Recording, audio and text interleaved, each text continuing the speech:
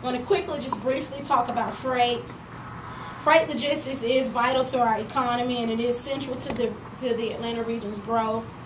The Atlanta Regional Commission, we did recently complete a regional freight mobility plan, along with the region's strategic truck route master plan. This outlines a vision for freight movement in the region, and the map does illustrate that particular network. Plan 2040 does also include a new funding program for this, and it's geared toward improving freight mobility in and through the region, low cost, quick fix improvements like improving intersections and railroad crossings, signal timing, and other intelligent transportation systems, access management, which is key and major, and also truck passing lanes. This program is funded.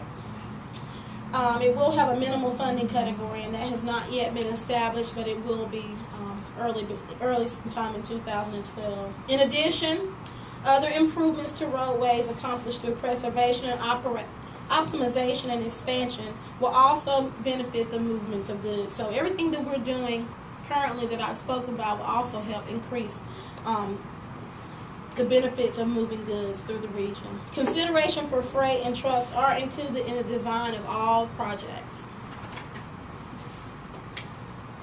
Now let's quickly talk about other programs that are included. The plan also includes many exceptional programs that help support and advance the goal of leading as the global gateway to the South, encouraging healthy communities and expanding access to community resources. These programs also help to maximize the efficiency of many of the investments highlighted earlier in this presentation. Some of the programs include Livable Centers Initiatives. This funds joint land use and transportation planning and funding to implement projects that come out of those plans to support vibrant livable centers. So jurisdictions and counties, this is actually a competitive selection process where funding is provided for them at the local level to bring both their land use planning and their transportation planning together so that it's integrated and so that it works well together. RideSmart and other transportation demand management programs support carpooling and van pooling, teleworking, walking, and biking to our region's employment centers. And RideSmart is a good program. You can either call in or you can go online. And what this does is it identifies ways for you to get a ride. Say I work at Emory and I don't own a car. Well, I can go to the system. I can put in my name, where I work, how I would like to get to where I'm going. And it will go in, and other people that are in this database that also work at Emory who may drive or may be a van pool, it will pull all the information up. And it will give them my information and me their information so that we can call and I can possibly join a ride with them and get a ride with someone where I need to go. So it's a neat and unique system, and it's something that can be expanded. The Clean Air Campaign also provides incentives through this program to get people to try to drive less or to use single occupancy vehicles less. So the goal is to have less cars on the road and have more people in the cars that are actually on the road. Lifelong Communities. This is a great program out of our Aging Services Division, which works to help create communities for people to age in place so that you can grow up and retire in the same community that you've lived in throughout your entire life if you choose to do so, and that you would have all the community resources that you would need accessible to you within that same community.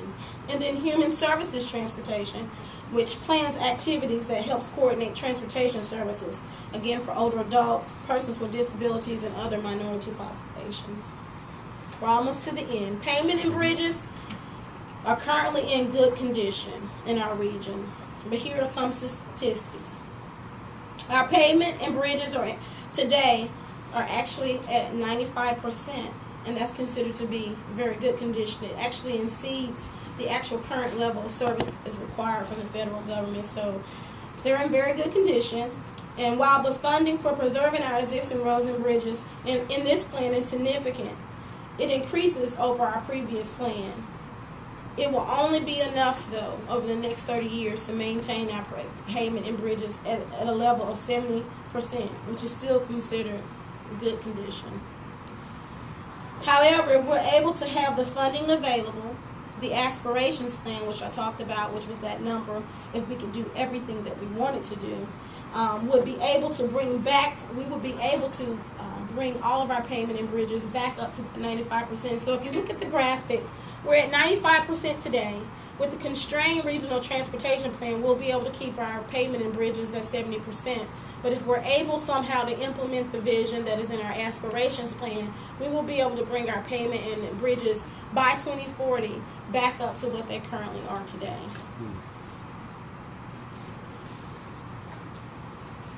So let's talk about reliable trips during peak period, and I did talk a little bit about that. What are reliable trips? Our assumptions at the Atlanta Regional Commission is that reliable trips will be those trips on managed lanes and those trips on transit.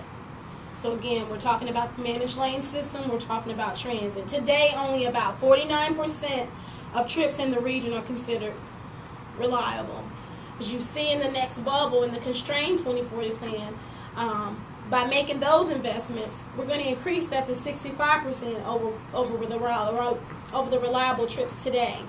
Now, if we're able to implement our entire vision, again, what's in the aspiration plan by the year 2040, we'll be able to make a 375 increase over today's levels. So today, 49,000 trips are reliable. Over the next 30 years, we're going to increase that 65%. And if we're somehow able, if new funding resources come available, able to implement all of our investments out of the Plan 2040, we'll be able to increase those reliable trips 375%. Major activity centers. Employers can access more employees. So today, access to employment centers are critical to our regional's economy and quality of life. Employers are located in our region or who are looking to locate new employment here requires that employees be able to get to their jobs safe and on time.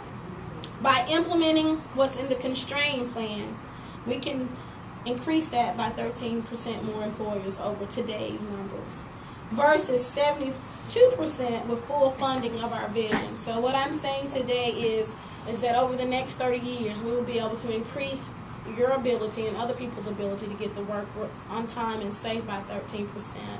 But again, if we're somehow able to implement our entire vision in the plan, we would be able to increase that by 72%. And that's with the region growing to 8.3 million people. So let's just say by implementing this is primarily due, that small increase you see there, 13% versus that 72%, that is due to, again, the increased population that we're going to see coming. While Plan 2040 does a lot to improve mobility and accessibility, the annual congestion cost per person will continue to increase.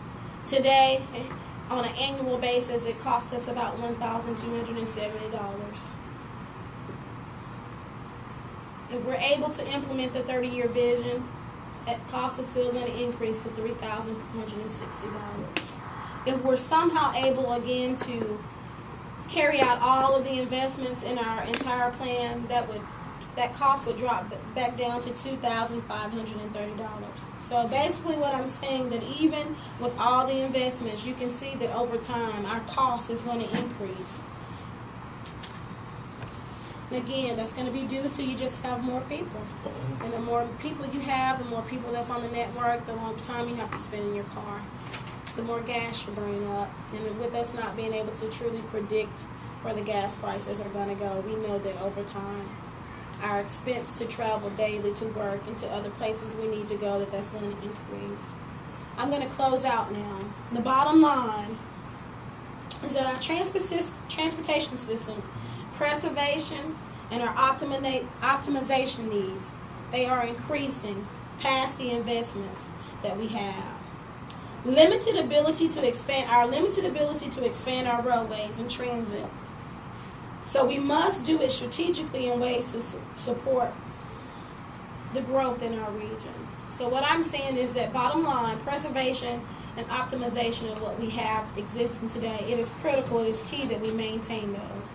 But that also, again, takes away from our ability to be able to expand. We feel at the Atlanta Regional Commission, through coordinated land use and transportation planning, we can encourage growth where infrastructure is already in place, and this is critical if we're going to continue to maximize on the investments that we have, provide reliable access to resources and jobs, and create healthy communities. We cannot build our way out of congestion, and we must take personal responsibility for how we choose to travel. Additional funding is critical to our goals for economic growth and access to our community resources. Through public-private partnerships and hopefully local special option sales tax, we'll be able to do that. The Transportation Investment Act, which I mentioned earlier, of 2010, there will be a referendum coming in August of 2012. If this referendum is passed, that would add another $7 to $8 billion over the next 10 years. And that would potentially be about $22 billion over the life of this actual plan. So with that, I'll end, and I'll ask if there are any questions.